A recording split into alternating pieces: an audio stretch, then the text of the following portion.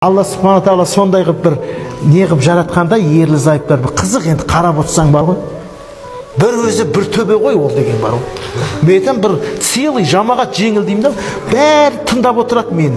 Осы сен нағып тыңдамайсың. Ол орындамайды тапсырманы, орындамайды. Сразу орындай бастаса да кір жудым бейді, ананы істедім, мынаны істедім бейді да. Субханалла, енді бір уақыт тапқа шығарсың мынаны жаттап алуға. Енді қиынның қиыны, мен өзім білем, біраз оқытқан ғой. Қиынның қиыны, бірақ сабыр керек екен. Бір ұрып шыққың келеді.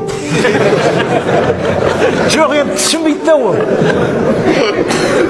Айтсаң, және тыныш отырмайды, ол сөз қайтарады да.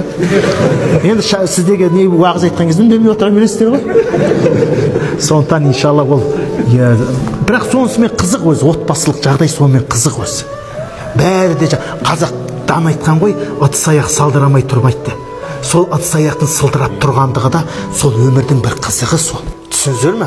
Сондықтан олар да адам баласы, Алланың олардың да бір жәннатқа кірсін. Сол жәннатқа кіруіне, мен сенің жәннатыңа кіруіне себепші болайын.